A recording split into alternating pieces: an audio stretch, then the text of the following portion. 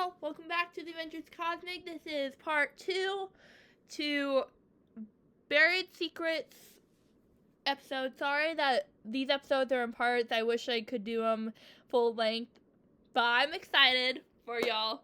Also, I'm sorry I've been heading off camera. I've been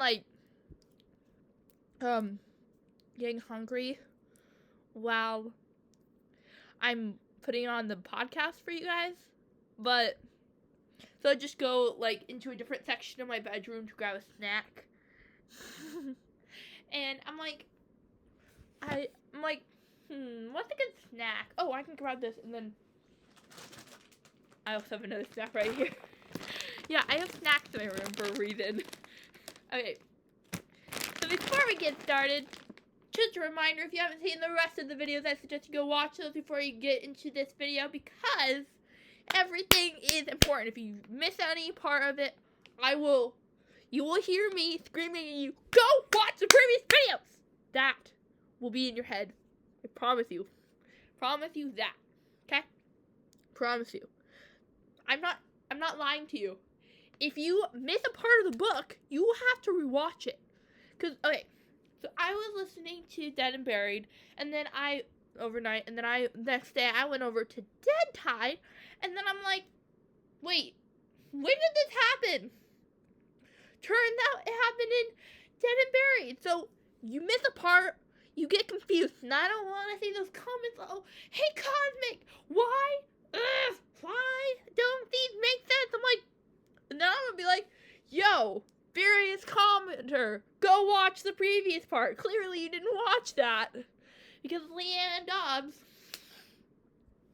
bless her heart, because she is on book 10 right now. And yes, I did sign language for this. 1, 2, 3, 4, 5, 6, 7, 8, 9, 10. Okay? Yeah. And we are on... Hold on, I gotta grab it. I don't know why I said it that way. That was funny. I'm sorry, y'all. Life is crazy. Where'd it go? I had it earlier. Ugh. I had them out earlier. Oh, they're right here. I'm dumb. I'm dumb today, which is annoying. We are on Buried Secrets, and I promise you, Deadly Intentions is a book you don't want to miss. It will leave you on the edge of your seat, because the night I listened to that book, I wasn't playing solitaire, I wasn't on my phone, I was just listening to that book, what's gonna happen next? What's gonna happen next? What's gonna happen next? I'm not kidding when I say, I stay up till God knows how late, listening till the end of the epilogue. So it is a good book. So, I'm sorry about the chunking. I'm trying my best to make sure these are long-ass videos for y'all. So, you're going to hear me chat because we are at a good part. So, recap for people who watched the previous video and haven't seen it in a while. Okay, so they're in Nevada. They're in a desert, and Luke's boss put them on a mission to find this treasure in this town called Deadwater. This ghost from the 1800s. I don't know when in the 1800s. I just remember 1800s. Lily Sweetwater is wanting vindication for Shorty. Now they're trying to figure out how to get that vindication for him because he did not rob the stagecoaches. Deke, the sheriff of the town back then, did rob the stagecoaches, framing Shorty so he could try to steal Lily from him, even though she's pregnant with his baby and everything in between. And now the sisters are trying to figure out where the key is and stuff, while Jolene is in a cave with Deputy Styles and trying to find Emma because she saw her dogs circling. And reminder, Emma is the person who is an ancestor, a descendant of Lily Sweetwater and Shorty Hansen. And she had letters, Lily Sweetwater, that helps. So she trusts, the girls came over, like, to give back Lily's ring, and she's like, thank you, and they sit down and have lemonade, and then Celeste tells Emma about that she saw Lily's ghost, and she didn't believe her, and then Celeste's trying to explain, your great-great-grandma? Because she said, oh, my grandma's grandma. So that's her 2 times great, because grandma's mom is great-grandma. Grandma's grandma is great-great-grandma. So. Also,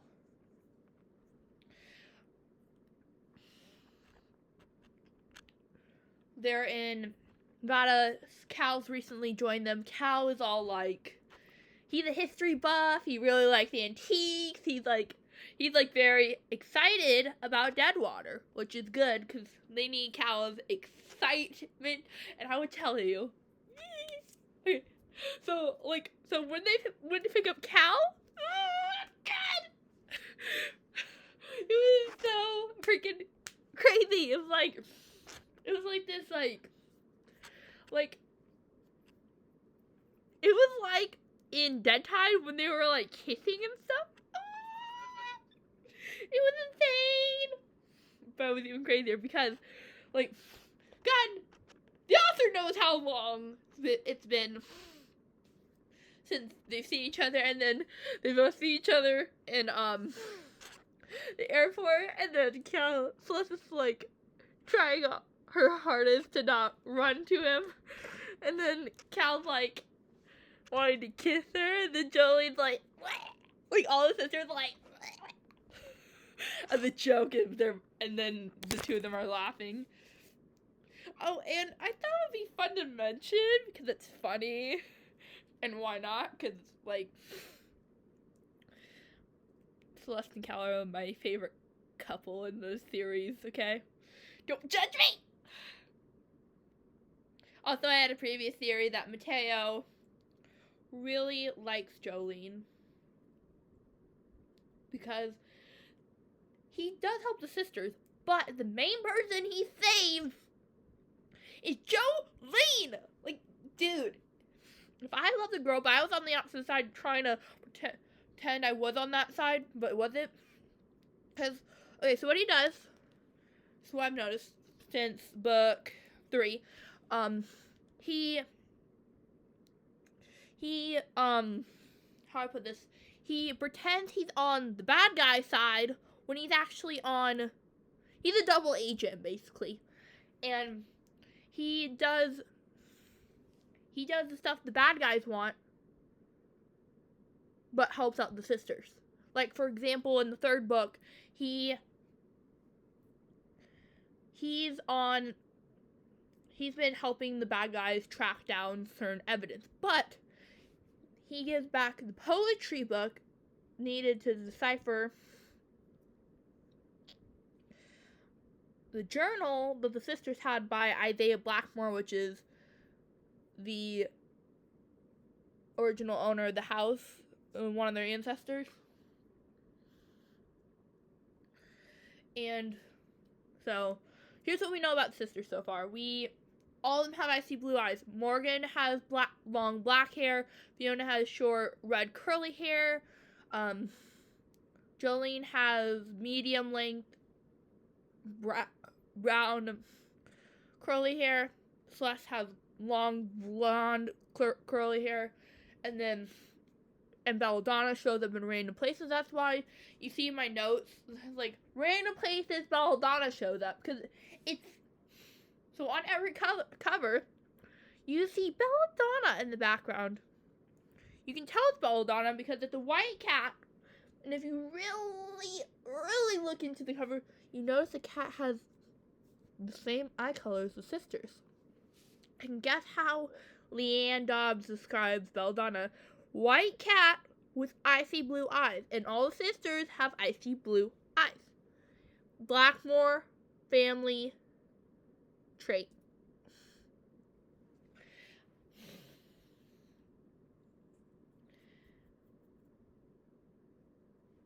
And then their mom jumped off a cliff, hypothetically, because, okay, here's why I think it's hypothetical.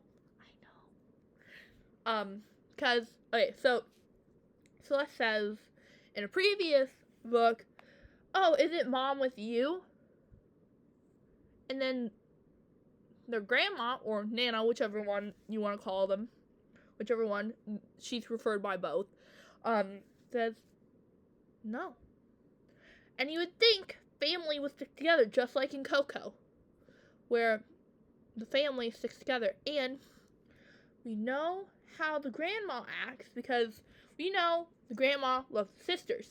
And everybody who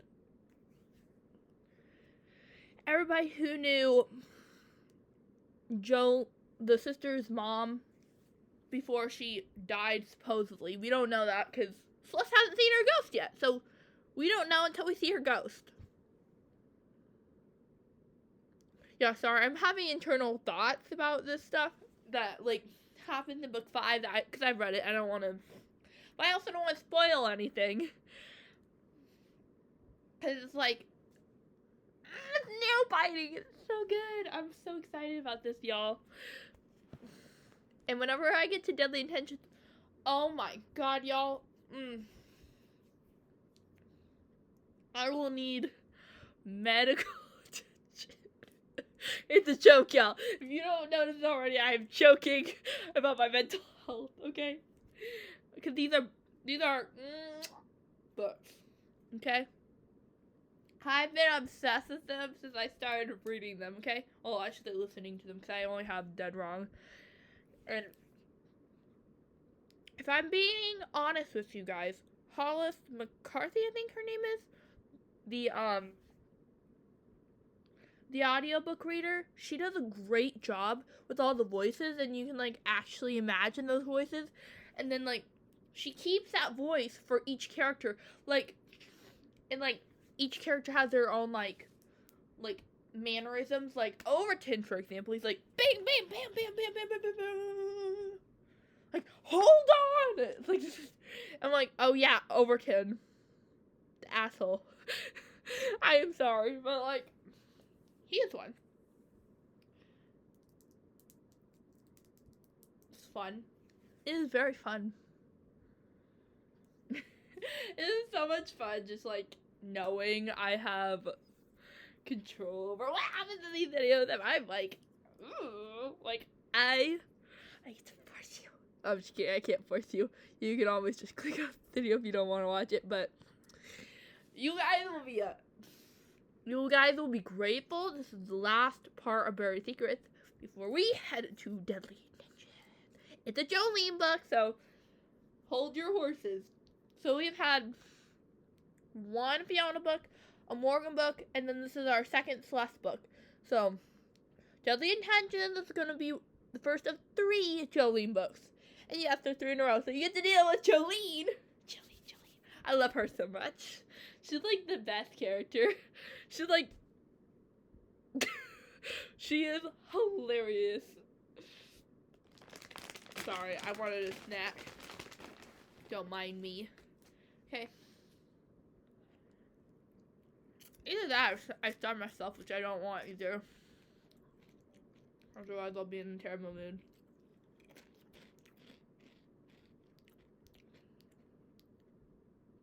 And yes, this is Chex Mix. Bag with the Christmas present. I'm actually very grateful for. Because, knowing myself, it actually brings back nostalgia for me. One of my favorite snacks back in Adventure Club. Alright, email. Y'all have seen this email multiple times, but I gotta show it. Because if I don't, YouTube can take this video away from me. You guys won't be able to listen to the audiobook, and you'll be bored for life. And I've gotten so much attention because, like, before I started making these podcasts, I always had freedom to check out these books whenever. And you know what I've ran into? I've been having to wait for Blackmore Sisters books. So either people are like, oh, let's not read them in order. You need to read these shit. You need to bring these amazing books in order. I will tell you this. If you do not read these books in order, you will feel like shit afterwards. And so confused and mentally incapable to call yourself a smart person. Read these books in order. If all my views are not even on all my things, I'll be like, are these people crazy? Okay? Because I'm not like, oh, I'm just gonna rant one video, then have a pod. No, it's me ranting. It's me ranting while having the audiobook on. So, before I keep on ranting, I'm gonna show the email, and then we're gonna get into the book. Okay, guys? I'm sorry for my long, but we only have like an hour and a half book ahead. Well, hour and a half part of the book left, so I promise you, it's worth it. It's worth it. So, if you haven't, freaking watch the first part or the other books. This has been way past your spoiler alert warning. I gave it right before I talked my piece. Sorry. Listen to a lot of contrast. So yeah. Email. Feel free to look over that YouTube. Same email. No. I did not fabricate it. I found this email on her website. So, this has been your spoiler warning. I'll hop over to my notes and let's get back to it.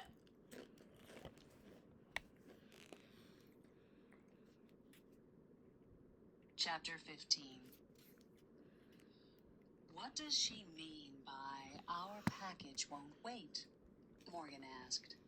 What's in the package? I have no idea.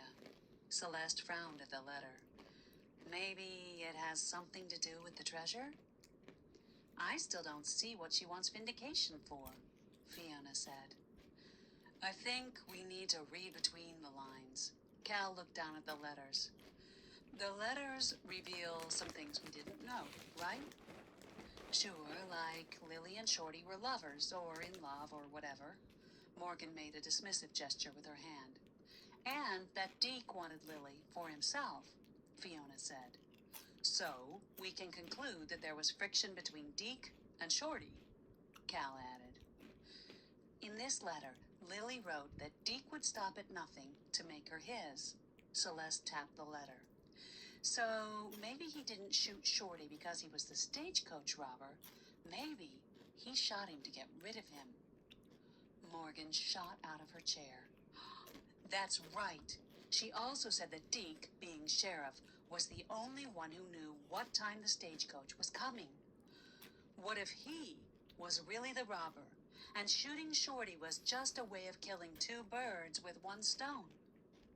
Playing the hero that killed the robber, and getting Shorty out of the way so he could have Lily to himself, Fiona said. But no more robberies happened after Shorty was killed, Celeste pointed out. Even better, Fiona said. That was a perfect setup. Deke probably already had enough money from the previous robberies, so all he had to do to prove he was right about Shorty was to simply not rob any more stagecoaches. That's a pretty good plan, Cal added. No one bothered to look into the robberies any further, and Deke gets the girl. But why did he get the girl? Morgan's brow creased. From the tone of the letters, Lily didn't like Deke much. Celeste screwed up her face. That's a good question. And then she remembered seeing the pink stone ring when Lily's ghost put her hand on her stomach, as if she was pregnant, Celeste blurted out. That was the package she referred to in the letter. Shorty's baby, Fiona said. That might explain why she married Deke. She had to, Morgan added. Unwed mothers didn't have a great life back in those days, and with Shorty dead, she didn't have many options. I guess it was lucky for Lily that Deke died 2 weeks after they married, Fiona said. At least she got the benefits of being the widow of the sheriff. Was it luck or something else? Morgan went over to the book about Deadwater and flipped to the section with the pictures. She brought the book over to the table, holding it out. See this picture of Lily with the garden in the background? Mm-hmm. Well, look at that plant right there. Morgan tapped on a section of the photo. Do you recognize it? Celeste pressed her face Wolfsbane? closer to the book. That looks like wolfsbane. It is wolfsbane, Morgan said. And we all know what wolfsbane can do. Celeste nodded. She knew exactly what wolfsbane could do.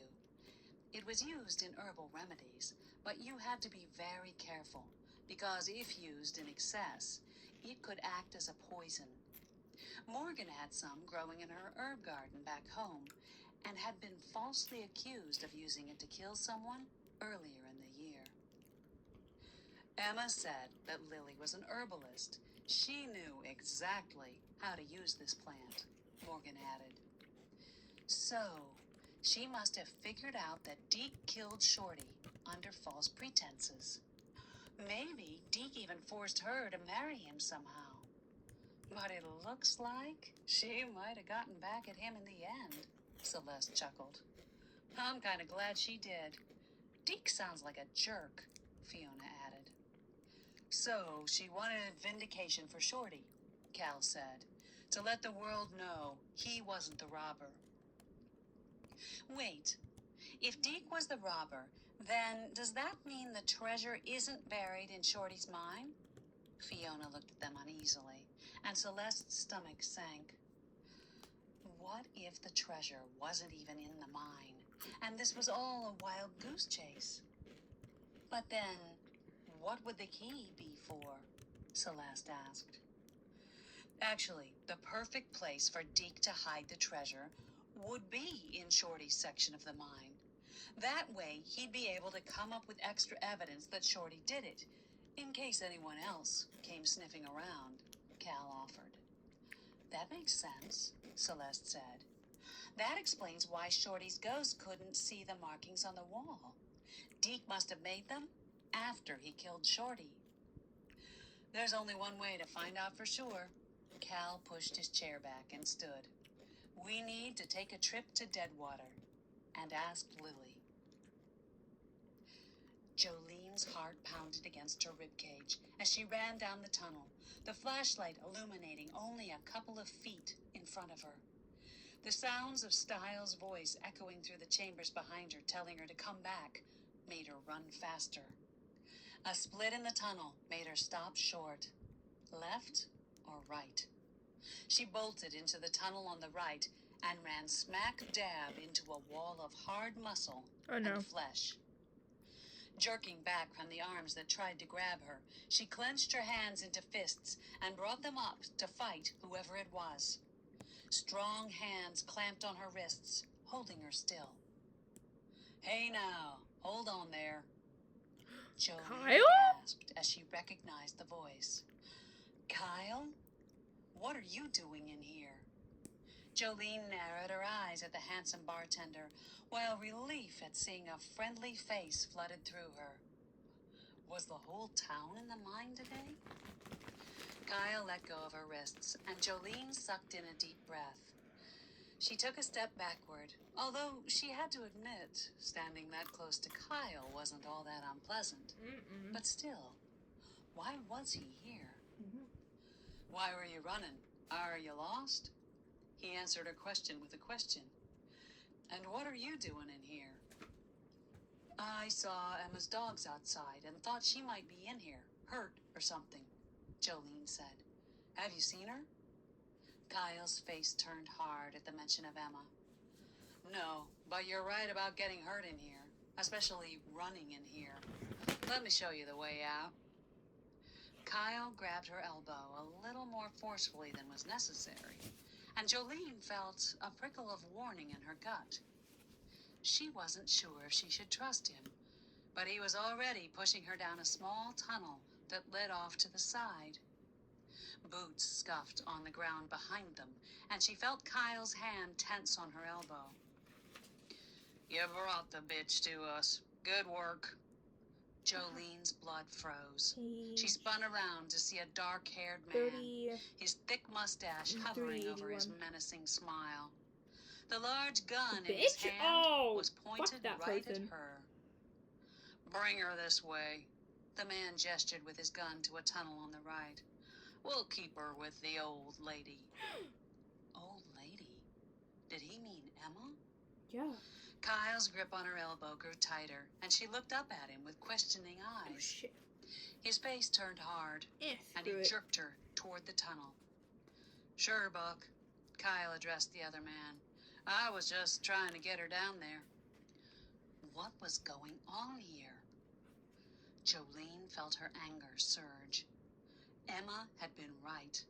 Something was going on in the mine, and she'd stumbled right into it. 81. God only knew what they'd done to Emma, and what they had in store for her. With a start, Okay. Jolene realized she might have been playing right into Kyle's hands all along. Clearly, these men were here after the treasure. No wonder he had seemed so interested in her. Had she given anything away during any of their conversations? She felt a surge of energy as Kyle shoved her further into the tunnel. Her gift with energy encompassed much more than simply reading people's auras. She could harness energy under certain situations, like when she was mad or scared, like now. Uh-oh. The problem was she hadn't learned how to fully control it, and she was never sure what would happen once she got into that state. Jolene tried to keep her anger in check. She realized that not only were they leading her to Emma, but they might be also taking her straight to the treasure.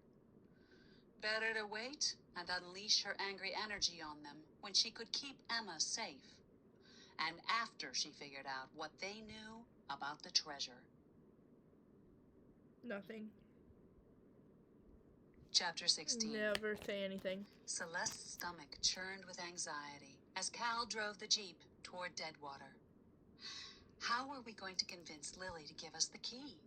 Celeste glanced at Cal and then turned to look at her sisters in the back seat.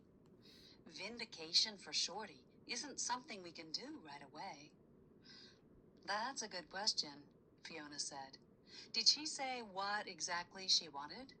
Celeste's brow creased. No. Maybe you need to read between the lines, like with the letters, Cal offered.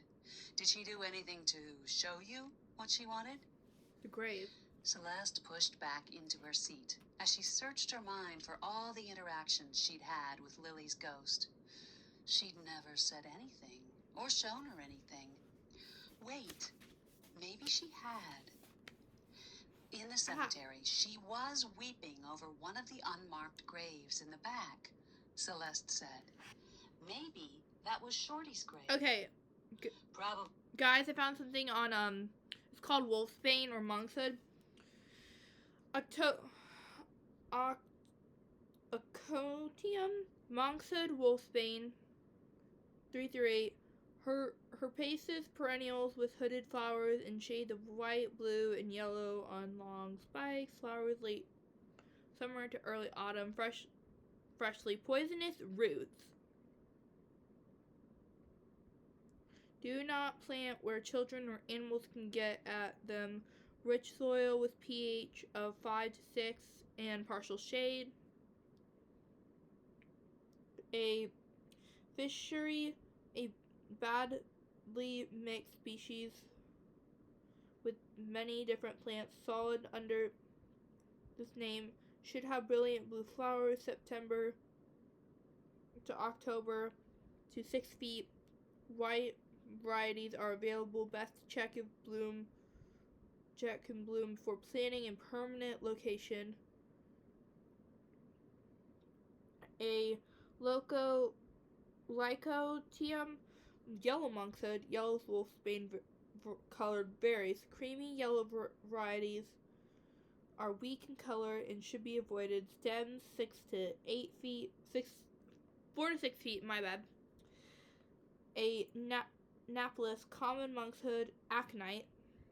Blue flowers on 4 feet, spikes, white, and berries available. Very poisonous.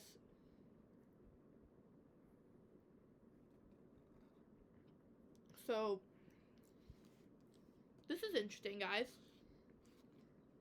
What? Okay, y'all, I thought you guys should know this. If I don't know something in a book, I will search it up. Like, example, flatulence means gas. Okay? And then, impotence is like something I would suggest you check like dead wrong videos for, because I'm not saying that on camera, but I did search it up on camera. Okay,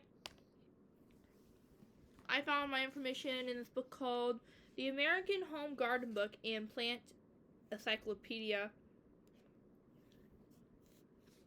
and it's this plant called wolfsbane. I'm gonna see if I can find. Hold up, I gotta look in the glossary again.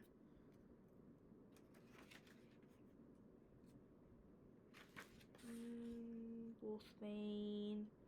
Here it is, page 30 as well.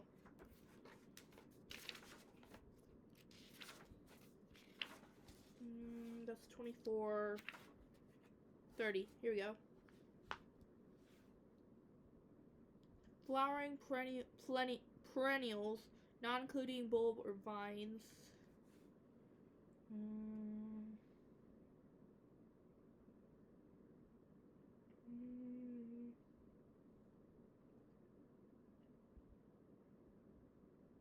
Don't see it.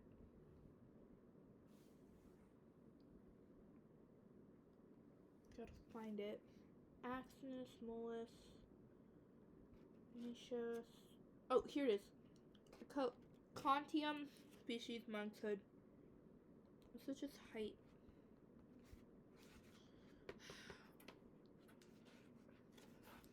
Hold up, I'm gonna search up one more thing before we get back into the book.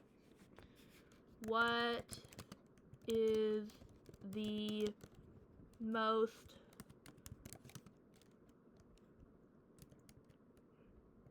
poisonous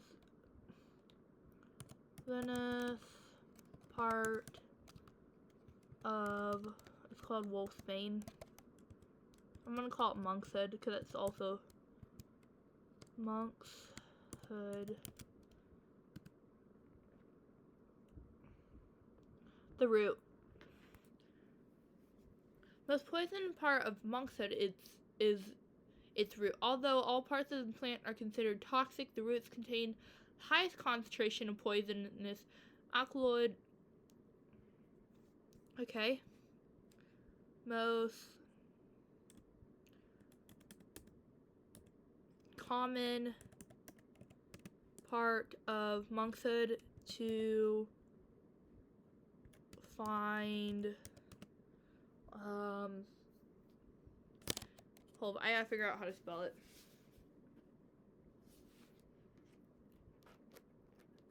I'm gonna be careful with my nails.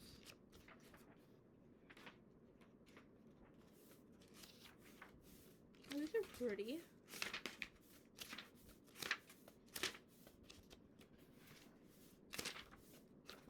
Gardening doc. getting there. Okay, Monkshood. It's on this page. Here it is. Where is that word?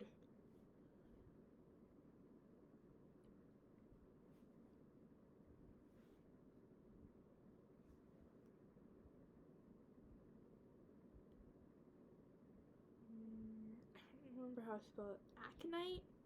That's what it's called. Let's see. Monkshood. Poisonous roots do not plant. Let's see what poison's in them.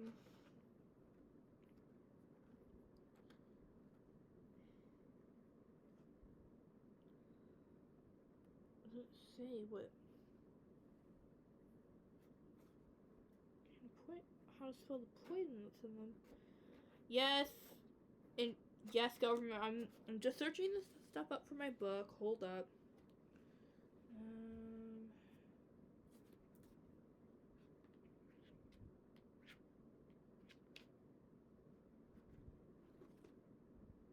We're getting there. Okay, we're looking for the name of the how to spell the name of the poison that's in it. It's called aconite. Oh wait, it's already on. Okay, so it's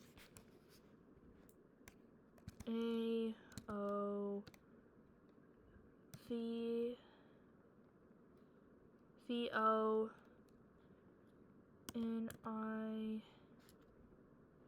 That's the root. Okay. Okay. So wait. Interesting. Okay. What? I noticed shit. Okay. I just want to search it up. I should have searched it up in Dead Tide, but I didn't. Nor did I care at the time. Because I wasn't, I'll be honest, I wasn't really paying attention. Which sucks, because these books are amazing, and I should have been paying way more attention than I did. Okay. Okay, let's get back to where we were. Unmarked because he died a criminal, Morgan added. So, we could get him a nice new headstone, Fiona offered. But that's not something we could do this afternoon, Celeste sighed. We could correct that book on Deadwater, too, Morgan suggested. You know, add a new edition or something? Maybe, but again, not something we could show Lily right away.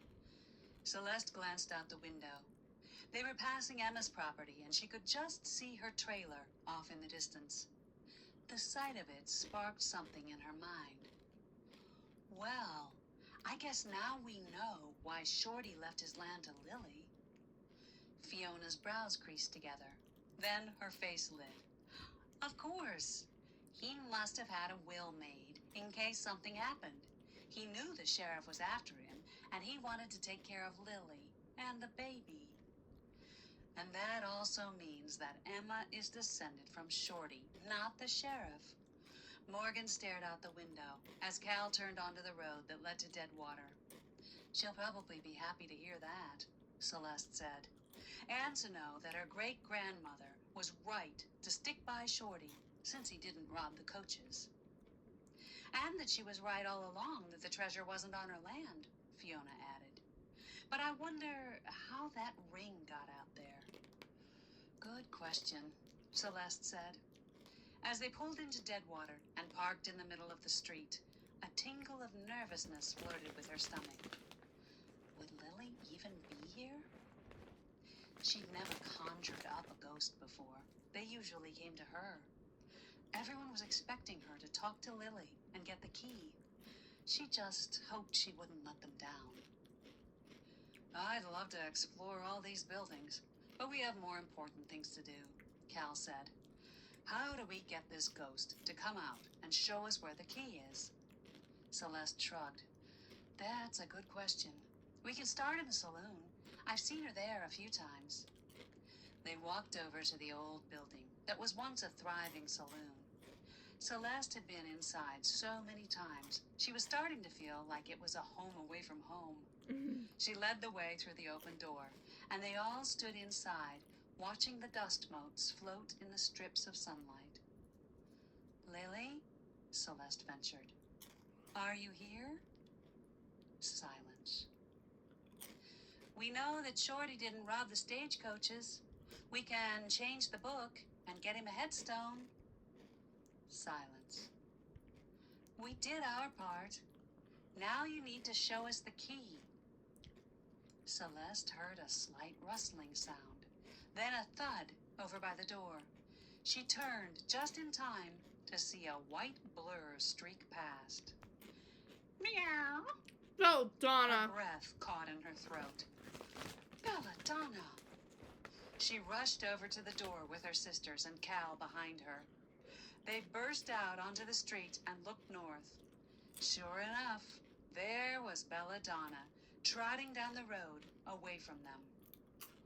What is she doing here? Morgan stared at the cat. I'm not sure, but I think she might be trying to tell us something. Celeste threw one quick glance over her shoulder into the empty saloon before taking off down the road after the cat. Jolene stumbled into the cavern. Large hands gave her a rough push on her back that sent her sprawling to the floor. She glared over her shoulder at Kyle before getting up. Brushing the dirt off her pants, she looked around the room. This must have been one of the sections of the mine that held larger deposits of gold. It had been chiseled into, drilled out, and carved on every section, and was large, about 20 feet by 20 feet. Tunnels led off the room in different directions. The cavern itself was lit up with battery-powered lanterns that hung from the walls. Jolene could see a set of metal tracks that ran into the middle from one of the tunnels. She presumed it was an old system for the carts that would be loaded up with gold and wheeled out.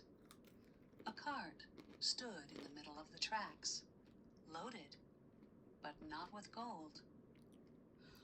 Guns? This is about guns? Jolene looked at the scruffy men who were bent over the cart, loading it with various types of weapons. She recognized some as machine guns. Others, she had no idea what they were. Buck laughed, an evil sound that echoed around the cavern. Yeah, what did you think it was? Jolene noticed everyone staring at her, so she just shrugged. So, keeping them out of the mine wasn't about the treasure, after all. Good. The sheriff didn't want them to discover this gun business, whatever it was. Surely illegal. A moan jerked Jolene's attention to the corner, and she saw Emma lying in a heap. She rushed over, squatting by the older woman. Emma, are you okay? Jolene pulled her to a sitting position, noticing they'd tied her hands behind her back. Yes, Emma nodded. What are you doing here? I saw Clive and Lucy outside the mine and thought you might be hurt inside, Jolene said. Are they okay? Emma's look of concern for her dogs melted Jolene's heart. They're fine, Jolene said. They wouldn't step a foot inside the mine. I guess they're smarter than us, then, Emma said ruefully. What is going on in here? Jolene looked back over her shoulder just in time to see Buck leering at her with a piece of rope in his hand. Tie her up, too. He threw the rope to Kyle. I'll deal with her after we have these guns loaded up. Kyle stepped up close to her and spun her around. He grabbed her wrists in a death lock and jerked them back so hard that she cried out, which elicited a laugh from Buck. You'll be crying harder than that soon, he said, causing the 4 other men in the room to laugh. Jolene's stomach curdled. She tried to struggle, but Kyle held her too firmly.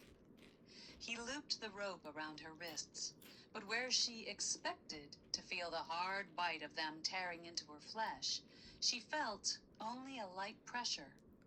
She looked at Kyle, and he shook his head. He finished with the ropes and pushed her down next to Emma. Don't do anything stupid, he whispered. then walked away. Jolene wriggled her wrists. The rope was so loose, she could get out of it easily. Had Kyle tied it loosely on purpose? Emma leaned over toward her. I knew something strange was going on. I saw activity and came up to investigate. Too bad Sheriff Kane found me before I could get a shot off at these guys. Kane? Jolene looked at Emma. He's behind this? Yep. I guess that's why he didn't want anyone in here, and why he wanted to buy out my land and put the hotel out of business, Emma said. Looks like he's got some black market gun selling business going on out of here and didn't want anyone stumbling on it. I guess my property and the hotel were just too close for comfort. Shut up over there, Buck shouted. He dumped a load of guns onto the cart, then thumped his fist on the side, and one of the men took off, pushing it out of the cavern. He sauntered over to Jolene and leaned down in front of her. She gasped as he jerked her up by the arm. Pushing her against the wall, he leaned in, his face a fraction of an inch away. His dark, beady eyes drilled into hers, and she could smell the stale stench of old food and coffee on his breath. Ew. I think it might be time to have some fun and show everyone what happens to people who don't mind their own business. His glance moved down to her chest. Jolene's mind whirled a mile a minute, despite the churning in her stomach caused by Buck's lustful leer. Ew. She was just about to bring her knee up hard, right where it counts, when a large hand slapped itself on Buck's arm, pulling him away. Don't lose your head there, buddy. Kyle stared at Buck with hard, cold eyes. You can have all the fun you want later. Right now, we have this shipment to get out. Chapter 17. Celeste sprinted behind Belladonna. She had a good idea of where the cat was heading, but she still didn't want to lose sight of her. At the end of Main Street, the cat turned to the right, headed straight for the graveyard, and trotted to the back. She stopped the grave where they'd seen Lily's ghost days before. Uh-huh. This is where we came before, Morgan said. Belladonna blinked at them, waiting for Cal and Fiona, who had fallen behind. What's this? Cal asked, as he made his way past the old gravestones. We think it's Shorty's grave, Celeste answered. Lily brought us here the other day. Is she here now? Morgan asked. Celeste looked around, her mood deflating, when she saw no sign of Lily's ghost. No. Lily? Are you here? We figured out how to get vindication for Shorty, and now we want you to show us the key. Celeste sighed, crossing her arms across her chest. We kept our part of the bargain, she added hopefully. Just the damn cat keep him. Kicked up a swirl of sand. Belladonna let out a loud meow and started digging furiously in the sand. What the heck? Celeste squinted at Belladonna. About to pull her away, Celeste saw a wisp of vapor swirling around in front of the cat. Lily? The four of them watched as Belladonna dug about 5 inches down into Four the of them? sand. Oh, and yeah. then hit a granite slab. Hey, wait a minute, Cal said excitedly. I think that's the corner of an old grave marker. He squatted down next to the cat, using his hands to scoop away the sand. The girls gathered around, their heads bent, as they watched him reveal a 15-inch long by 6-inch wide slab. Belladonna padded off to the side and started cleaning herself. I thought these graves were unmarked back here, but I guess the sand just covered them over after all these years, Morgan said. There's no name on it. Celeste frowned down at the granite slab. It looks like one of those plaques that lay flat on the ground. Cal started pushing sand away from the front of the marker. The marker was actually two pieces. The top, which was an inch-thick slab, and then another piece under it that was a little smaller than the top. Cal had revealed 2 inches of the smaller piece. No name, but the initials SH are right here on the front. Shorty Hansen, Fiona exclaimed. Yeah, but how does this get us closer to the key? Morgan asked. The 4 of them stared at each other for a few seconds, or 5 of them, counting Belladonna. Finally, the cat strolled over to the marker and lay down across it, her paw dangling over one corner. Meow. Celeste saw Cal's eyes go wide as he watched the cat. That's it! He reached over to where Belladonna's paw dangled and grabbed Belladonna! the You slab. clever cat! Wiggling his hand back and forth, he grunted and bent down almost level with the ground, then pushed and shoved. Celeste gasped as she heard the scrape of granite on granite and saw Cal pull out a piece of the marker to reveal a small compartment, like a drawer. Inside was an old rolled-up piece of paper and a small book. Wow, look at that. Morgan reached into the drawer and pulled the 2 items out. Cal straightened up, brushing the sand from his hands. Putting special drawers in gravestones is an old and not often used custom. I would never have guessed a gravestone in the Old West would have one.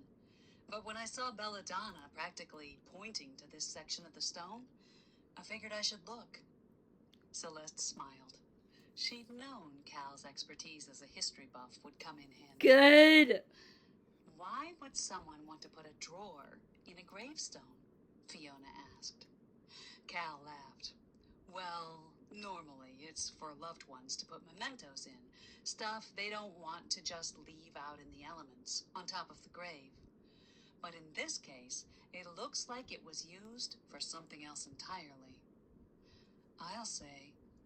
Morgan carefully unrolled the piece of paper and angled it toward Cal. Does this look like the key you need to decrypt those symbols in the mine? Cal stared at the paper, the corners of his lips curling up in a smile. Ladies, I think we found the key. So, I guess Lily came through with her end of the bargain.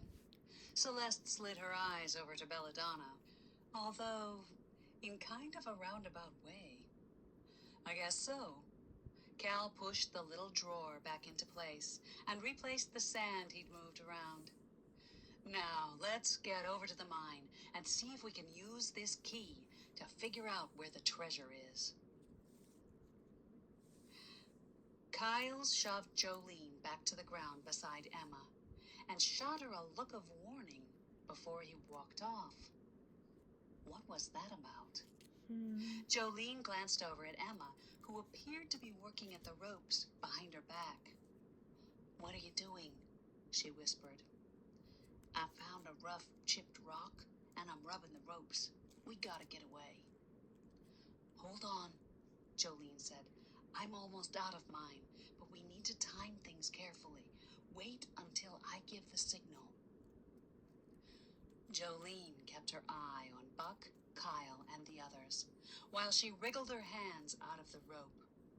Cartons of guns, ammunition, and, Jolene assumed, other weapons were stacked up on one side of the cave. It looked like they were loading them onto the carts to move them out. To where? Jolene guessed there was a truck waiting at the other end of the tunnel. Kane must be using the empty mines as a storage place for guns he was clearly selling illegally. Jolene's stomach clenched as she looked around. There were 6 men, including Kyle and Buck, and they were all armed. Could she and Emma win against 6 of them? Hurry up, Buck snapped. We need to get this shipment out in the next hour. And next week do it all over again, one of the men said. That's what pays the bills, Buck grunted as he hefted a heavy crate onto his shoulder and walked it to the cart. What would happen once they were done moving the guns? They'd turn their attention to her and Emma. Jolene knew she would have to make her move before then, but what exactly was she going to do? She noticed Kyle giving her looks out of the corner of his eye and prayed he didn't suspect that she'd wriggled free. Jolene closed her eyes and summoned all her energy. She knew that if she thrust out her hands, an arc of energy would burst out, jolting anything in its wake. The problem was, she didn't have much control over where the energy went, and inside the mine with all the ammunition, that could be dangerous. She didn't want to blow up the whole mine, especially with her and Emma in there. A movement inside one of the tunnels caught her eye, and she turned to see Deputy Stiles hovering just inside the tunnel. Jolene's heart lurched. Once he joined them, she'd be outnumbered, 7-1. She looked back at the men. They were almost done loading the crates into the cart. She couldn't wait until they moved the cart out. It was now or never. Celeste, Cal, Morgan, Fiona, and Belladonna sprinted to the Jeep. Fiona pulled out her cell phone. I'll call the others and let them know to meet us at the mine. Cal's phone chirped as he whipped the car onto the road. He picked it up, looking at the display.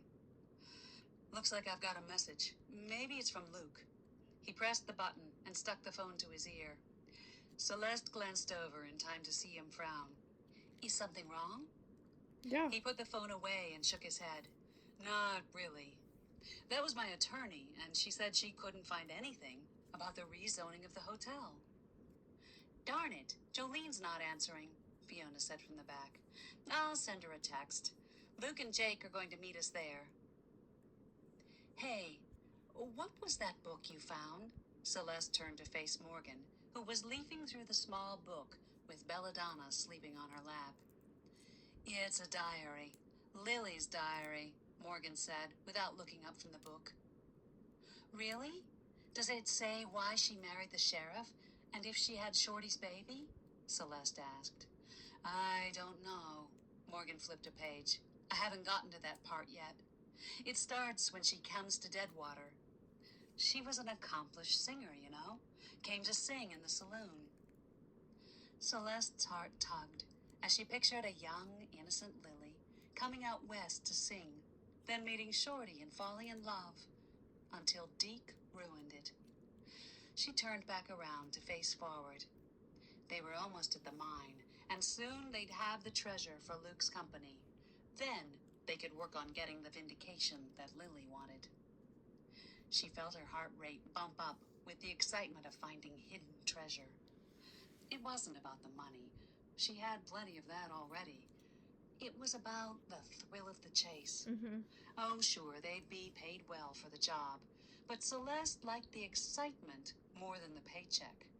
She had no idea what Luke's company would do with it after they found it, but she'd been told they usually restored most of the treasures to the rightful owners, after taking a generous finder's fee, of course.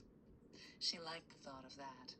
Maybe some of it would even go to Lily's heirs. Cal pulled the Jeep to a stop, interrupting her thoughts, and everyone jumped out and ran for the mine shaft that Celeste had found the symbols in. Then they stopped short. No one else is here. Should we wait? No. Morgan peered into the mine. Fiona shaded her eyes and looked down the road. I don't even see any dust. It might be a while. Cal had the paper with the key to the symbols already unrolled in his hand. I don't see the harm in going in and doing some preliminary scouting, he said. We'll be that much further ahead when they get here. The four of them ran into the mine. No one noticed Belladonna following silently behind them. They were too intent on the symbols on the wall. Celeste aimed the beam of her flashlight on the symbols on the wall, and Fiona shone hers on the paper Cal held. Cal looked back and forth between the wall and the paper. Okay, I think I've got it, he said. This middle symbol is like an arrow. It tells you the direction. But the first symbol coincides with a letter. I think A is for the first marking, B for the second, etc. The last symbol, I believe, is like a yes or no. Yes means we should follow the direction of the arrow. No means we should not. Celeste made a face. She didn't really understand any of it. Okay, if you say so. So if I'm right, we should take this tunnel here. Cal pointed to the tunnel on the right, and then looked at the sisters. Sounds good to me. Morgan shrugged and headed off to the right. They repeated the process at the next fork, with Cal interpreting the symbols from the key, Wait, and then directing them down one of the tunnels. what if it's the reverse? As Celeste followed Cal's instructions through the maze of tunnels, she felt a seed of doubt take root in her stomach. She trusted Cal and knew he was an expert with codes, but... Wait. Deke made the code, and the code's leading them... What if the code's telling them off to somewhere else, which isn't where the gold was hidden? What if it's the reverse? Like, oh, you shouldn't go this way, you should go this way. You know that... What if he was wrong this time? They hadn't made any marks so that they could find their way back. And if Cal's interpretation of the key was incorrect, they could be lost in the mine forever.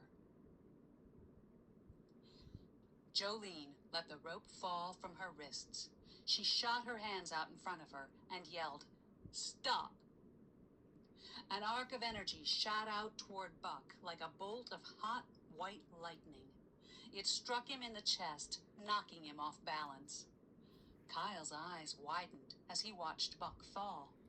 He turned toward Jolene, and she saw the startled look of surprise in his eyes as he reached for his gun. Jolene heard the click of pistols, and her heart stalled in her chest when she noticed all 4 of the men were aiming their guns at her. "Take this!" Emma yelled from beside Jolene as she hurled a large rock at one of the men, striking him in the head and knocking him to his knees. Jolene put her hands up, ready to aim them at the first man who approached. Out of the corner of her eye, she saw Stiles run into the cavern, his gun out. But something was strange. Instead of pointing the gun at her, as she expected, he was pointing it at the gun runners. And so was Kyle. The gun runners must not have noticed, though, because the 3 left standing were advancing on Jolene. She squeezed her eyes shut and thrust out her hands to ward them off. She heard Kyle say, "Get back and put your hands up, the party's over." And then the cavern exploded with a deafening boom. Chapter 18. As Celeste followed Cal down another tunnel, her earlier doubts took root, and she decided to voice her concern that they should turn back and wait for the others, or at least come up with some sort of plan to backtrack their way out. "Hey, you guys, I think we should..." Kaboom! Celeste's heart leapt into her throat. What was that? It sounded like some sort of an explosion, and I think it came from straight ahead. Cal sprinted in the direction of the noise. "Come on!" Celeste took off after him, following him down the tunnel, around a turn, and out into a large cavern. Her heart stopped when she looked across the cavern and saw... Jolene! Celeste stared at her sister, who was standing about 15 feet away, her hands up to her ears and her eyes screwed shut. Jolene opened one eye tentatively, then the other, both eyes growing wide when she spotted Celeste. "What are you doing here?" Jolene asked. "We were following the markings in the tunnel." Celeste surveyed the room. 5 men lay on the floor. 2 were on their stomachs, hands cuffed behind their backs. 2 others were being handcuffed. She recognized one of the men doing the handcuffing as Deputy Stiles. The 5th lay on his back, out cold, with an ugly welt forming on his forehead. "What the heck is going on here?" Morgan demanded, as she walked over to the cart full of guns. "We caught a bunch of gun runners. That's what's going on." Emma stood from where she had been crouching next to Jolene and brushed dust off her pants, holding out the side of her shirt that had a big hole in it. "And someone shot at us." "What?" Fiona narrowed her eyes at Jolene and Emma. "How did you guys get in here? And why are you hanging around with gun runners?" Celeste saw Jolene glance nervously at the 2 men who were doing the handcuffing.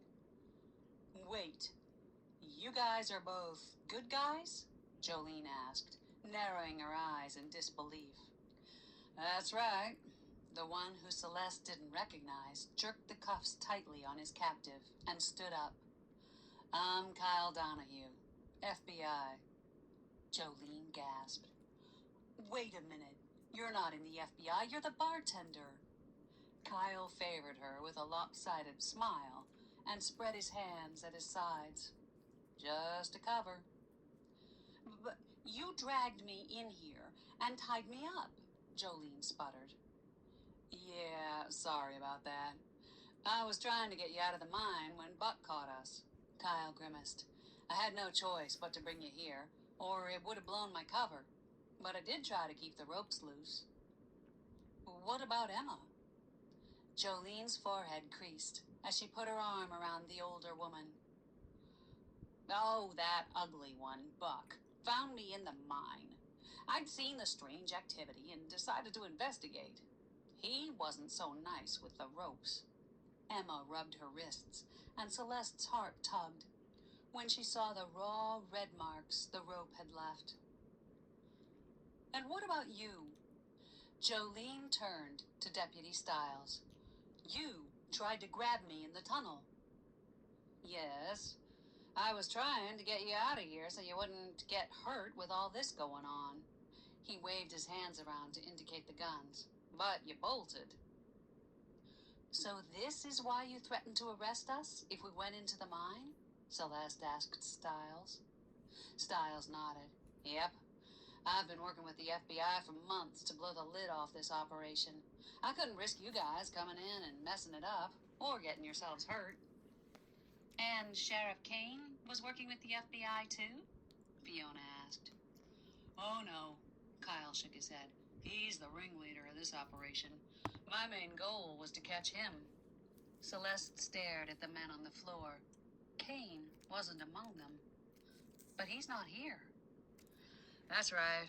We were waiting for Kane to get here, so we'd have the proof to arrest him, but someone," Kyle slid his eyes over to Jolene, "took it upon themselves to stir things up, and we had to move forward with our plan prematurely. He's probably already gotten word about what happened and hightailed it out of town." "And that's why Kane wanted me to move off my land, and why he wanted to close down the hotel," Emma said, "so no one would see the comings and goings of his gun operation." "It was in his best interest to make sure no one noticed what was going on here," Kyle said, his eyes narrowing at Celeste. "I know Emma came here because she saw activity and wanted to investigate. And Jolene saw Emma's dogs and came in thinking Emma might need help. But what are the rest of you doing here?" Celeste exchanged an uneasy glance with her sisters and Cal. Morgan and Fiona shrugged. "We might as well tell them. It's not like it's a secret," Cal said. "We were following some markings in the mine shafts that we hoped would lead us to a buried treasure." "Buried treasure?" Deputy Stiles laughed. "I doubt there's anything like that down here. Otherwise, someone would have found it by now." Kyle glanced at Jolene. "I figured all that talk in the bar about you and your sisters being history buffs was a ruse. You're much too pretty to be a geeky history buff. But an adventurous treasure hunter? That suits you much better. Celeste's lips tugged into a smile as she watched Jolene's cheeks turn a touch of pink. Oh! There wasn't much that could make her sister blush. Well, it's not like I was lying. I just didn't know how much I should say. And I do like history, Jolene said. But it's really Luke that... Jolene stopped in mid-sentence, a puzzled look on her face. Hey, where is Luke and Jake? Oh, shoot, Morgan said. We were supposed to meet them at the mine entrance. I better go get them. Wait, Cal yelled as she hurried into the tunnel. We'll have to use the symbols to lead us back. I'll go with you. No. Symbols? Kyle asked as Cal and Morgan disappeared into the tunnel. Celeste explained about the symbols on the tunnel walls and how they'd found the key to decode them in Deadwater to Kyle. She left out the part about the ghosts. Thanks to those letters, we figured out what really happened with the robberies back in 1878, Celeste said to Emma. You were right about Shorty not being with a robber. Ha! I knew it, Emma beamed. But who was the robber then? We're pretty sure it was the sheriff, Deke, Fiona said. Emma laughed. Seems like this area has a propensity for crooked sheriffs. Speaking of which, Kyle said as he hauled one of the gun runners up onto his feet, Styles and I better take these guys out and get them processed. I'll need y'all to stick around town for a few days so I can get some statements. Everyone murmured their consent as Kyle and Styles hauled the bad guys and the cart full of Kyle and guns Styles. off in the direction of the tracks. Just before he disappeared into the dark tunnel, Kyle turned around. I hope to see you again, Jolene. Did she want to see him again? Jolene squinted at him, trying to see his aura. Still Jolene. yellow. Jolene doubted she'd want to take up with the handsome FBI agent, but she shot him a half smile, just in case she changed her mind. As Kyle disappeared down one tunnel, Cal and Morgan appeared in the other, leading Luke, Jake, Buzz, and Gordy, all armed with metal detectors and shovels. Cal tells me you guys had an exciting afternoon, Luke said. Jolene shrugged. All in a day's work. Luke chuckled. Well, no one said anything about busting up a ring of gun runners when they told me about this job. But I guess you gotta do what you gotta do. So, just where is this treasure? Jake slipped over to Fiona's side and slid his arm around her shoulders. Cal peeked back out into the tunnel, looked at the walls, and then double-checked the paper in his hand. If this key is correct, the treasure is right here in this room. Well, if that don't beat all, Emma said. Sheriff Kane was going to all this trouble to sell guns illegally, chasing away anyone who came to the mine and trying to get me to sell out, when the whole time he was sitting on a treasure cache. That is ironic. Celeste looked around the large cavern. But if it's in here, where would it be? Buzz hefted his metal detector. That's why we have these. Meow. Celeste whipped around in the direction of the sound. How did Belladonna get in here? She must have hopped out of the car and followed us down the tunnel, Morgan said. I think she might be trying to tell us something, Fiona added, as the cat sprinted over to a corner and started scratching in the hard dirt floor. Celeste narrowed her eyes. Just behind Belladonna, a white swirly mist appeared. A ghost? No, too wide to be a ghost. Wait, it was two ghosts. As the apparitions took form, Celeste recognized them as Lily and Shorty, together. The ghosts looked straight at her and smiled. Shorty took Lily's hand, and Lily mouthed the words, "Thank you," and then pointed down to where Belladonna was digging, just as they started to disappear. That's where the treasure is. Celeste rushed over to Belladonna. Gordy, Buzz, Jake, and Luke followed with their metal detectors. Luke's detector emitted a series of beeps as he ran it over the area. "There's something here," he said. He swung the detector in a wide arc, then again, using a smaller arc, then an even smaller one, letting the detector's beeps help him pinpoint where to dig. "Here." He scratched an X in the compacted dirt floor with his boot, and Buzz and Gordy descended on it with shovels. The floor was hard, and the digging went slowly. Celeste and the others hovered around behind Buzz and Gordy. Belladonna curled up next to one of the tunnels and went to sleep. Celeste was starting to wonder if the ghosts had played a trick on her when she heard the hollow thud of metal on wood. "I think I got something." Buzz put down his shovel and knelt beside the hole. Luke joined him, brushing dirt aside to reveal the corner of a wooden trunk. "It's a trunk of some kind." Luke looked up at them excitedly. "The treasure could be inside." They continued digging, this time more carefully, around the edges of the trunk. Made out of oak, the trunk was edged in brass and had wide brass bands around the middle. It was about 4 feet long and 2 feet wide, too heavy for the men to lift out from above.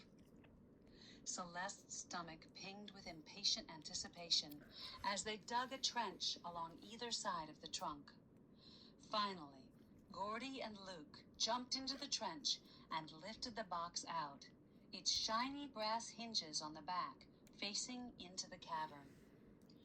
"Dang, this thing is heavy," Gordy said. "If this thing is full of gold, it's going to be worth a fortune." Luke tilted his head, assessing the side of the box. He curled his fingers under the lid to open it, but the lid wouldn't budge. "Give me a hand here." Luke motioned for Buzz to lift on the other side of the lid. "I think this thing is stuck." Celeste walked around to the side of the trunk and craned her neck to see the front, which was sitting about 6 inches away from the wall. A large square brass escutcheon with a fleur-de-lis design sat below the lid. A huge keyhole in the middle indicated they would need a skeleton key to open the box. "I think it's locked." Celeste pointed to the front of the trunk, and Luke and Gordy leaned over to look. "I guess so." Luke pushed the box around so the keyhole was facing them. "Pfft, that's easy. A child could break into that kind of lock." Jolene approached the box. "Just give me something long and pointy, and I'll have it open in no time." "Wait a minute." Emma pulled out a long chain she'd been wearing around her neck. On the end dangled a large skeleton key, with the same fleur-de-lis design as the escutcheon on the box. "Maybe this will work?" Jolene took the key from Emma. "It matches the box." "It was my great-grandma's, Lily. She gave it to my grandmother, who passed it along to me." Emma shrugged. "She told me Lily always said it was important, but I never dreamed it might open a treasure." Jolene inserted the key into the lock. Click. Jolene turned the key and lifted the top. Celeste sucked in a breath as she looked inside. It was loaded with pebbles of gold, silver, and a few pieces of jewelry. She recognized the Vanderbeek necklace in the pile. Celeste felt happiness bubble up into her throat until she heard the unmistakable sound of a gun being cocked behind her. "Hold it, right there." Chapter 19. Celeste whipped around, her heart sinking, when she saw Dixie Sumner standing just outside one of the tunnel entrances, pointing a gun at them. Shit. "Dixie," Morgan gasped. "What are you doing?" Celeste's brows furrowed together. Had Dixie come to catch the gun runners? If so, why was she holding her gun on them?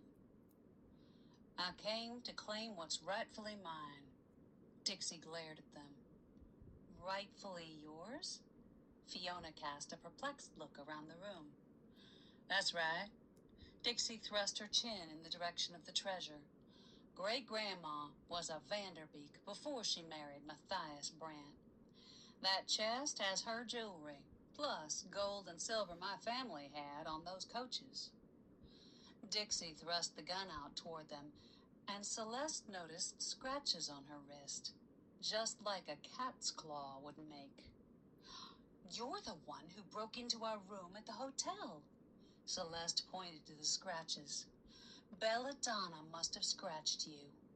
Celeste glanced over at the cat, who was sitting on her haunches, eyeing Dixie through angry, half-slitted eyes. What?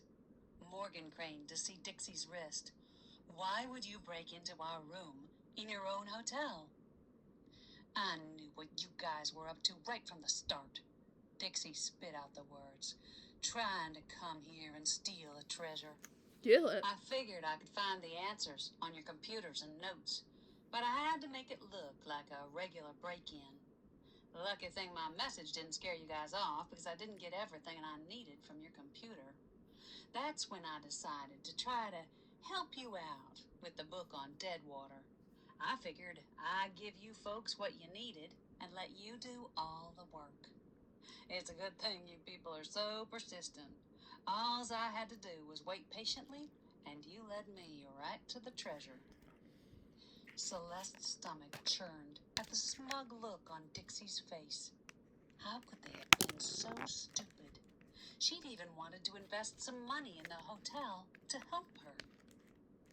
Oh, and thanks for the new couch and chairs, too. Saved me from having to spend any of this treasure money to buy them myself. Now, if you'll step away from my treasure. Dixie gestured wildly with her gun. Celeste's heart raced as she glanced at the others. They couldn't let Dixie get away with the treasure after all this work, but none of them had a weapon, except Jolene. Glancing sideways at her sister, she saw Jolene push her hands out. Celeste knew what would happen when Jolene was mad. The energy could be powerful. She braced herself, staring at Jolene's hands and waiting. Nothing happened. Jolene frowned at her hands and pushed them out in front of her again. Nothing. Celeste's stomach sank. How could they get the gun away from Dixie? Something behind Dixie caught Celeste's eye. A shadow. Was it a ghost? Then she heard a click, and a familiar deep male voice said, "Put the gun down, Dixie." Mateo! Celeste saw Dixie's face redden with anger as she whirled around, revealing the person who was standing behind her. Mateo? Celeste stared down into the tunnel incredulously. Mateo had come to their aid before, always seeming to show up just at the right time. But how had he even known they were here? Dixie faced Mateo in anger, but kept her gun trained on them, Jolene in particular. Back off, or the brunette gets it. Dixie divided her attention between Mateo and Jolene. Come on, Dixie. You don't want to do that. You'll be dead before the bullet even leaves your gun. Mateo's gun never wavered as he kept it trained on Dixie. Celeste could see the uncertainty on Dixie's face as her eyes darted from Mateo to Jolene. The gun started to waver, and then Celeste heard a low growl from behind Dixie. Celeste's heart leaped into her throat when she saw Belladonna hurl herself toward Dixie's gun. Belladonna, no! Celeste heard Morgan scream, and then Dixie fired the gun. The sound of the gunshot hit Celeste like a punch in the gut. Tears pricked her eyes as she stared in Dixie's direction, expecting to see Belladonna crumpled in a bloody heap on the floor. But instead, the cat was clinging onto Dixie's arm while the hapless hotel owner tried to shake her off.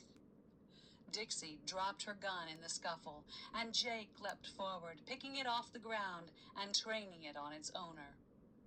Mateo took the opportunity to grab Dixie from behind and shove her free arm up behind her. I knew I never should have rented you a room, Dixie spat in his face as she struggled to get free. Meow. Belladonna dropped from Dixie's arm, landing softly on her feet and padding over to sit in front of the treasure chest. Celeste bent down and scooped her up, kissing the top of her head. You're the other guest at the hotel? Morgan raised her brows at Mateo.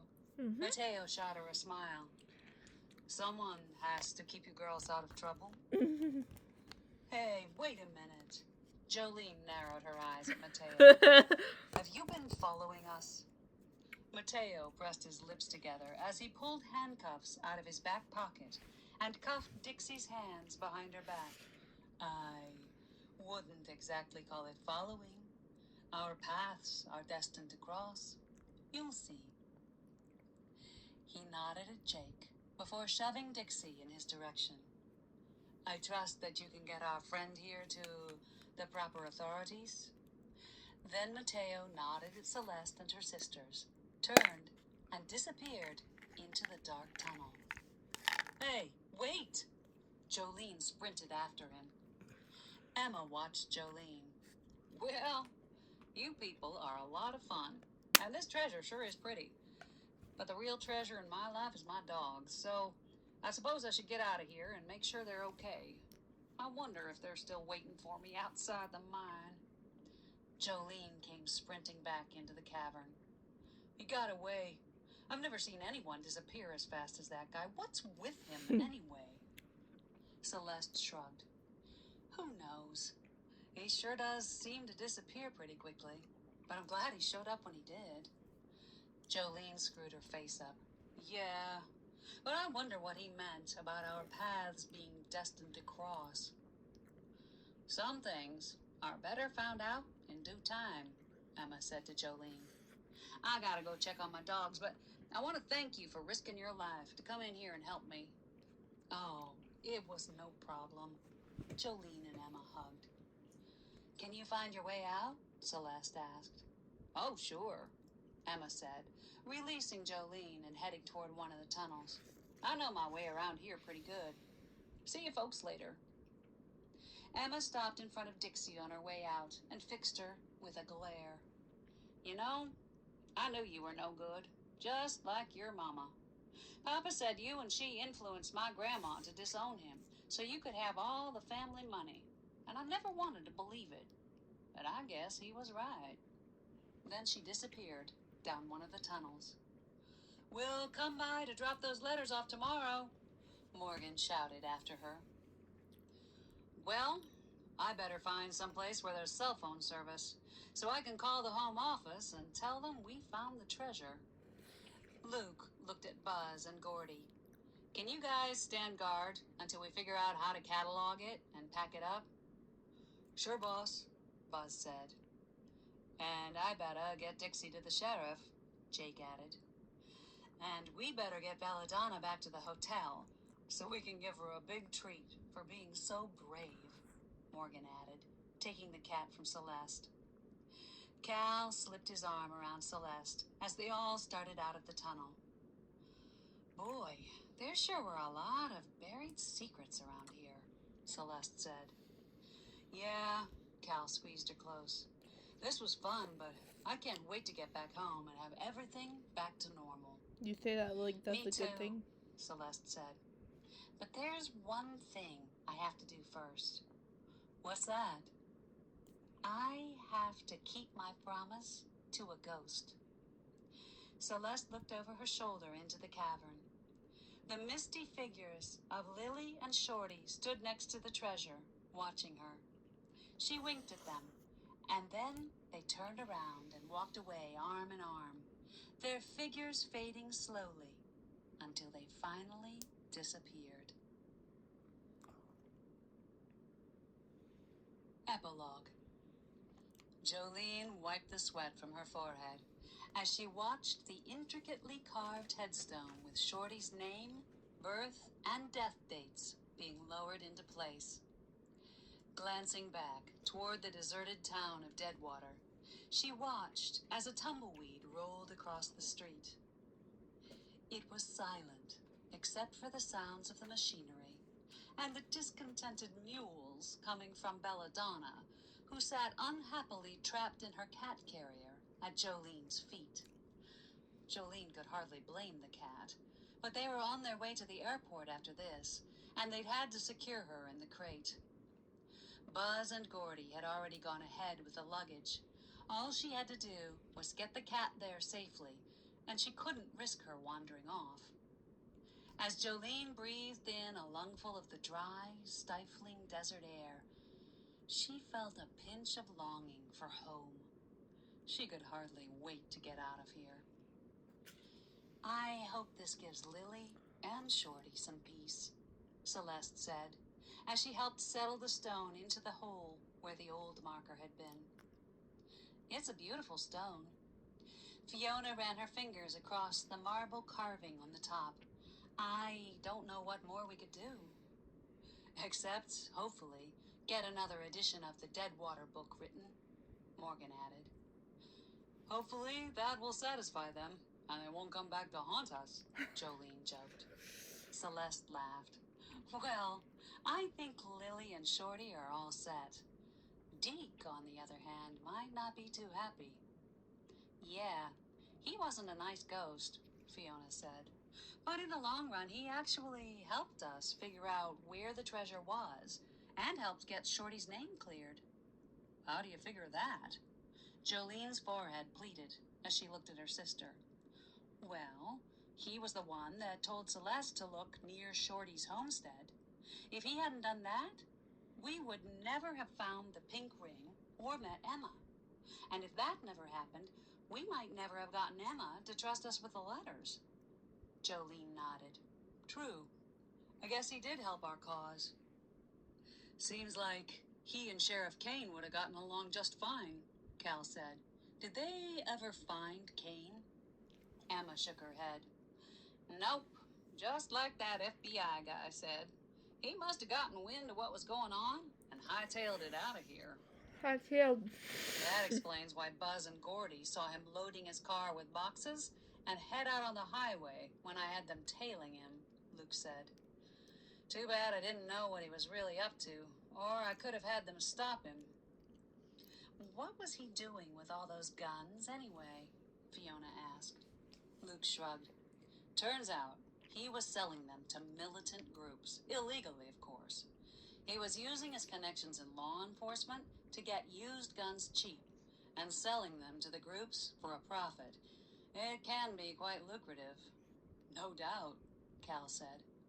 And he had the perfect place to store them, in the old gold mines.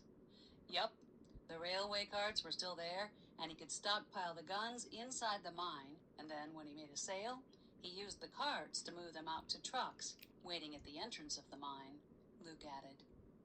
So, was Dixie really making up all the stuff about Kane trying to close the hotel?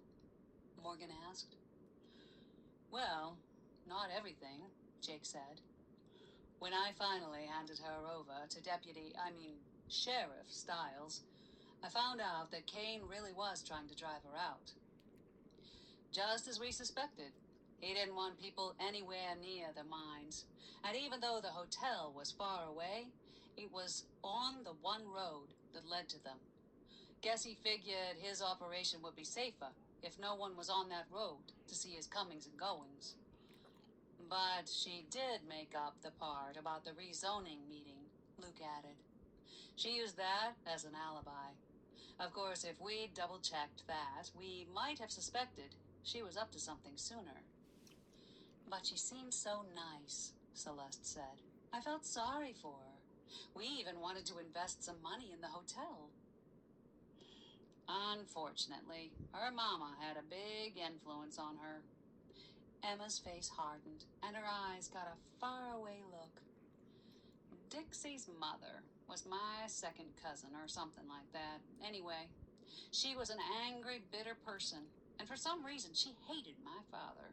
I never got the real story, but somehow she got my grandparents to turn against my father. Jolene's heart tugged at the sad look on Emma's face. She carried a lot of bitterness and hatred her whole life. I guess it just ate away at her, and she ended up going over the edge. She was obsessed with getting back what she thought was rightfully hers, Emma said. I guess she meant the necklace and whatever else was stolen in the robberies. Ironically, she would have gotten it anyway, Luke answered. My employers return any treasure recovered to the rightful owners, provided they have indisputable evidence. Jolene narrowed her eyes at Luke. Well, if that's the case, won't the necklace go to Emma now? Or at least to the other descendants of the Vanderbeek woman? Luke smiled. Yes, it will. In fact, I've already looked into it, and it appears Emma is the only direct descendant left. I've talked to my boss, and he's arranging it, so you get the necklace. Jolene felt her heart swell as she looked at Emma. Emma, that necklace is worth millions. Emma smiled. Well, I can't say I have much use for millions. I'll probably donate most of it to the local animal shelter. Money don't mean much to me. I'm more grateful that you girls found out the truth about my family and found this.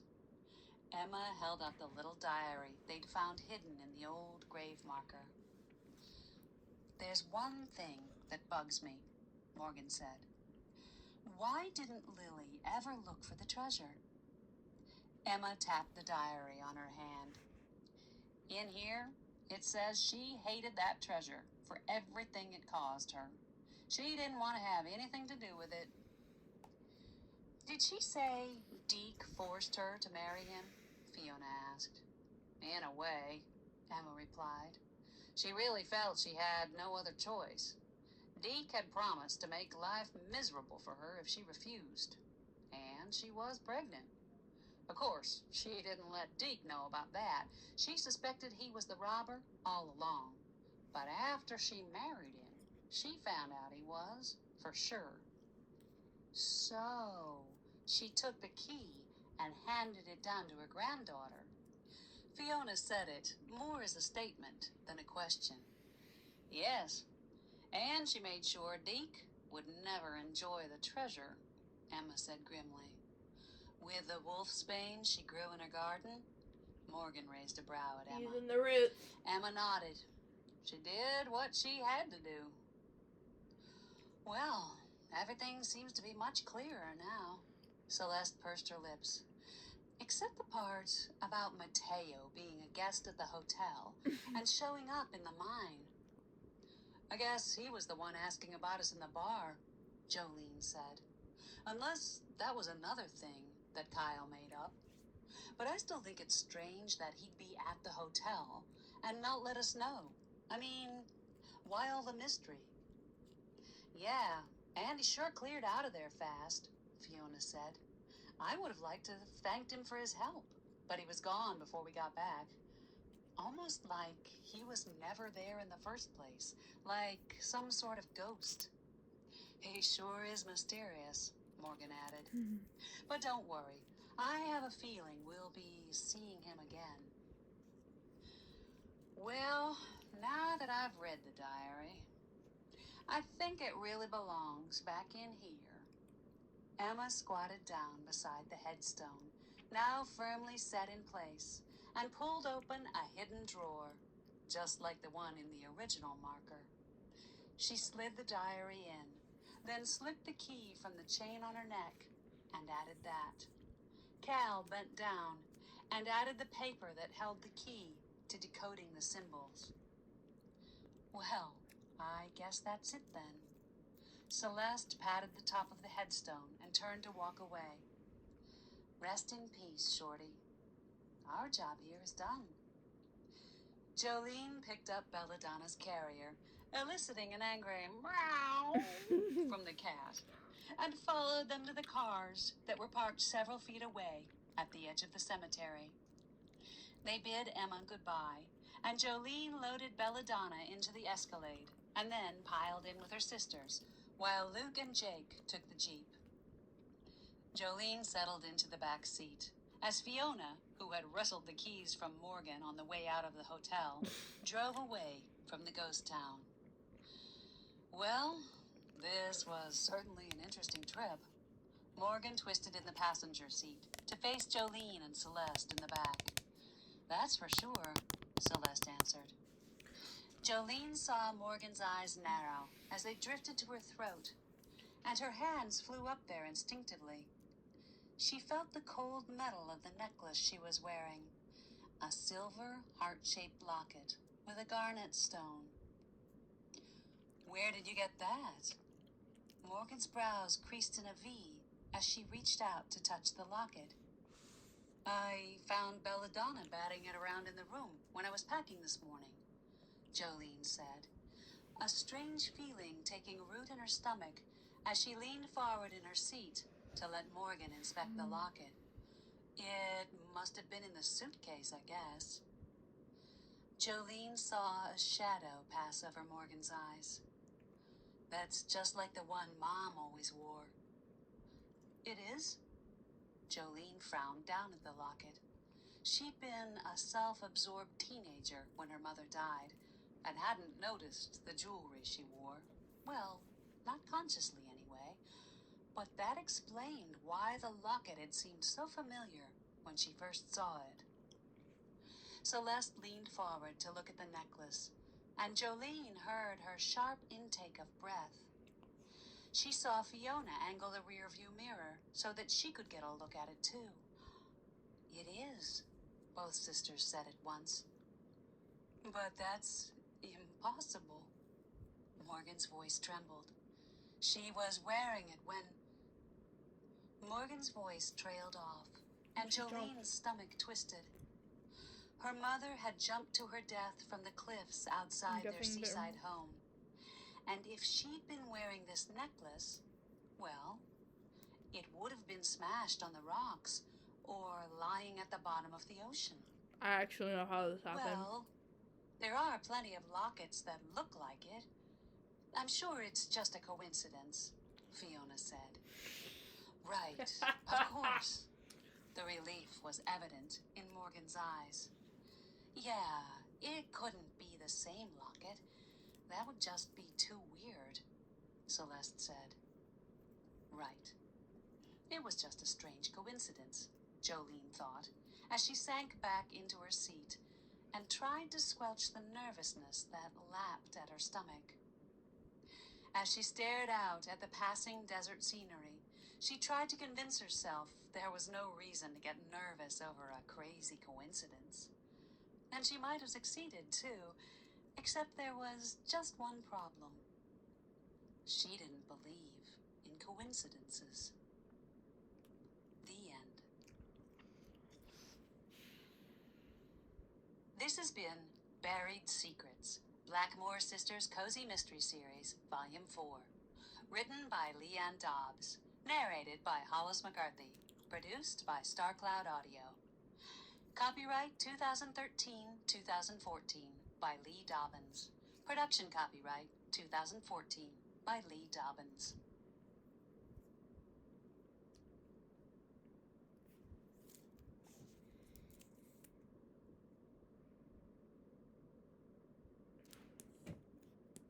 Damn it, guys. Hold up.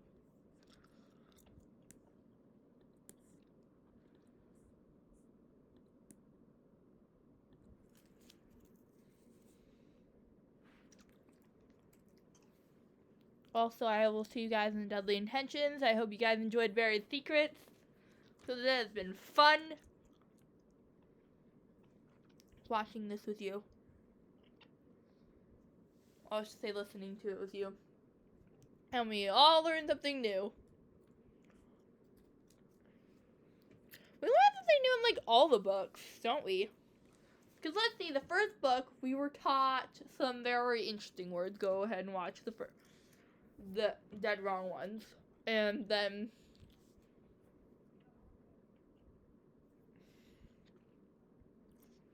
And then in the second book, we learned about monkshood. And then in this one, kept on explaining it, and I'm like, interesting. And then I looked into it, and I found this. I'm like, because I have like 3 plant books in my room, so I'm like, says it can be found in North America. I'm looking at my plant book, and then I looked in the index I looked in the index, and I found wolfsbane. And then I searched stuff up, and the roots are very poisonous, so. So, I hope you guys enjoyed this. Feel free to watch the other ones.